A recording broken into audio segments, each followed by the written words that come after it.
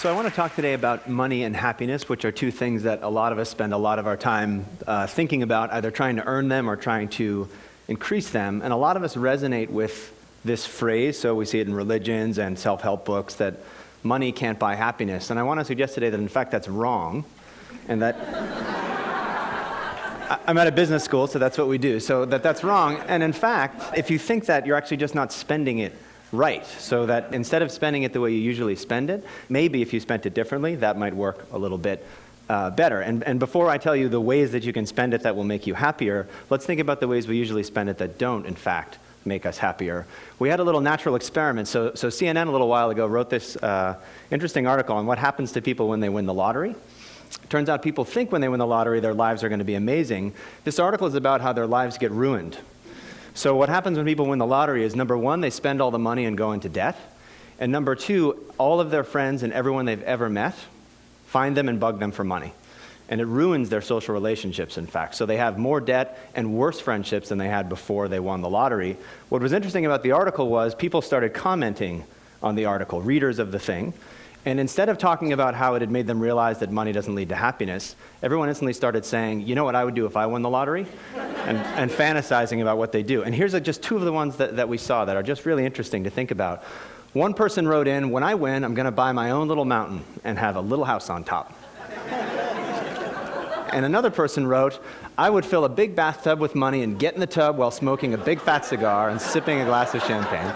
This is even worse now. Then I'd have a picture taken and dozens of glossies made. Anyone begging for money or trying to extort from me would receive a copy of the picture and nothing else. And so many of the comments were exactly of this type, where people got money, and in fact, it made them antisocial. So I told you that it ruins people's lives and that their friends bug them. It also, money often makes us feel very selfish, and we do things only for ourselves. And we said, well, maybe the reason that money doesn't make us happy is that we're always spending it on the wrong things, and in particular, that we're always spending it on ourselves. And we thought, I wonder what would happen if we made people spend more of their money on other people. So instead of being antisocial with your money, what if you were a little bit more pro-social with your money? And we thought, let's make people do it and see what happens. So let's have some people do what they usually do and spend money on themselves, and let's make some people give money away and measure their happiness and see if in fact they get happier.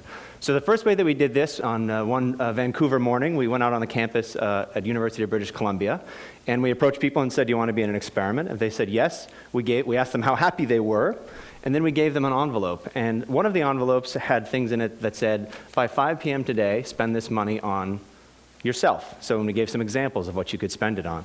Other people in the morning got a slip of paper that said, by 5 p.m. today, spend this money on somebody else. Also inside the envelope was money, and we manipulated how much money we gave them. So some people got this slip of paper and $5. Some people got this slip of paper and $20.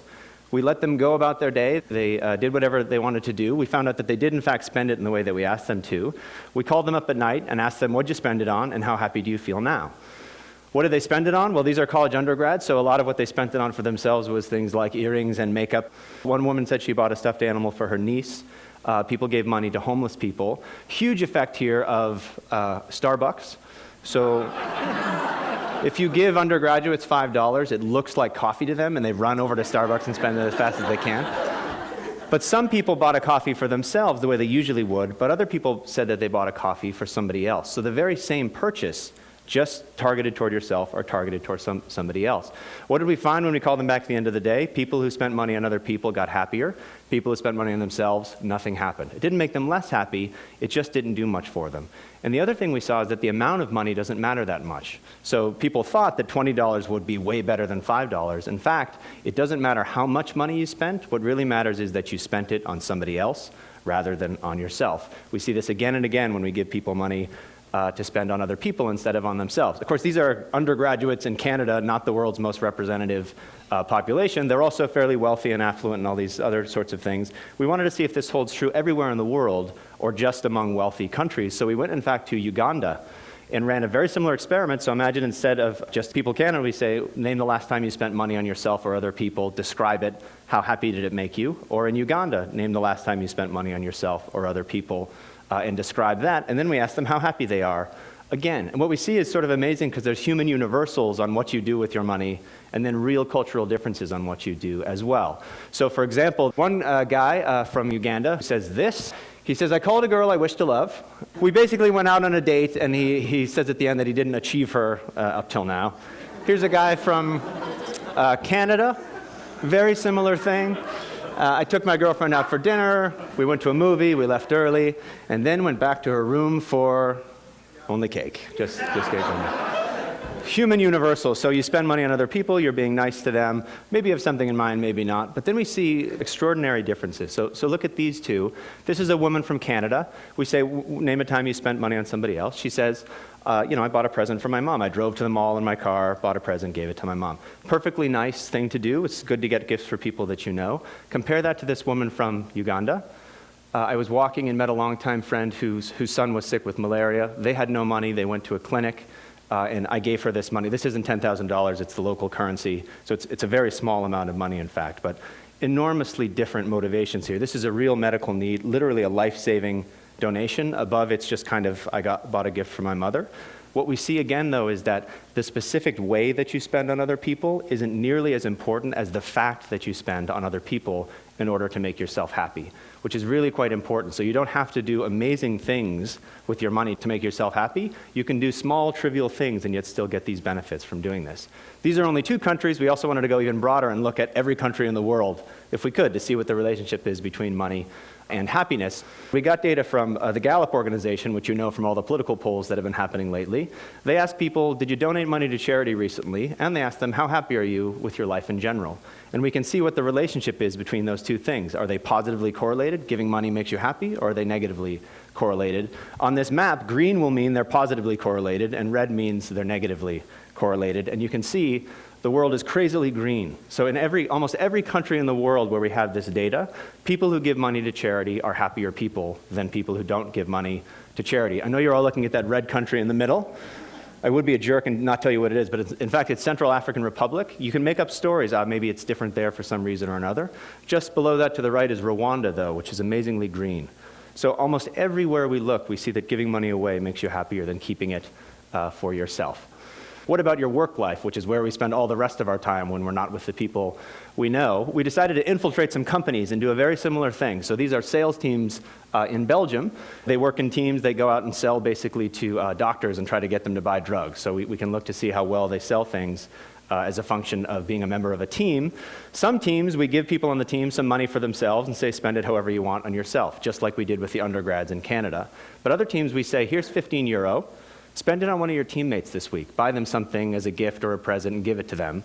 And then we can see, now we've got teams that spend on themselves, and we've got these pro-social teams who we give money to make the team a little bit better. The reason I have a ridiculous piñata there is one of the teams pulled their money and bought a piñata, and they all got around and smashed the piñata, and all the candy fell out and things like that. A very silly, trivial thing to do, but think of the difference on a team that didn't do that at all, that got €15, put it in their pocket, maybe bought themselves a coffee, or teams that had this pro-social experience where they all bonded together to buy something and do a group activity. What we see is that, in fact, the teams that are pro-social sell more stuff than the teams that only got money for themselves. And one way to think about it is, for every €15 you give people for themselves, they put it in their pocket, they don't do anything different than they did before, you don't get any money from that. You actually lose money because it doesn't motivate them to perform any better. But when you give them €15 to spend on their teammates, they do so much better on their teams that you actually get a huge win on investing this kind of money. And I realize that you're probably thinking to yourselves, this is all fine, but there's a context that's incredibly important for public policy, and I can't imagine it would work there. And basically, if he doesn't show me that it works here, I don't believe anything he said. And I know that what you're all thinking about are dodgeball teams. This was a huge criticism that we got, to say, if you can't show with dodgeball teams, this is all stupid. So we went out and found these dodgeball teams and infiltrated them, and we did the exact same thing as before. So some teams we give people on the team money, they spend it on themselves. Other teams we give them money to spend on their dodgeball teammates. The teams that spent money on themselves, they're just the same winning percentage as they were before. The teams that we give them money to spend on each other, they become different teams, and in fact, they dominate the league by the time they're done. Across all of these different contexts, your personal life, your work life, even silly things like intramural sports, we see spending on other people has a bigger return for you than spending on yourself. And so I'll just say, I think if you think money can't buy happiness, you're not spending it right. The implication is not, you should buy this product instead of that product, and that's the way to make yourself happier. It's in fact that you should stop thinking about which product to buy for yourself and try giving some of it to other people instead. And we luckily have an opportunity for you DonorsChoose.org is a nonprofit for mainly public school teachers in low-income schools. They post projects, so they say, I want to teach Huckleberry Finn to my class and we don't have the books. Or I want a microscope to teach my students science and we don't have a microscope. You and I can go on and buy it for them. The teacher writes you a thank you note. The kids write you a thank you note. Sometimes they send you pictures of them using the microscope. It's an extraordinary thing. Go to the website and start yourself on the process of thinking, again, less about how can I spend money on myself and more about if I've got $5 or $15, what can I do to benefit other people? Because ultimately when you do that, you'll find out you'll benefit yourself much more. Thank you.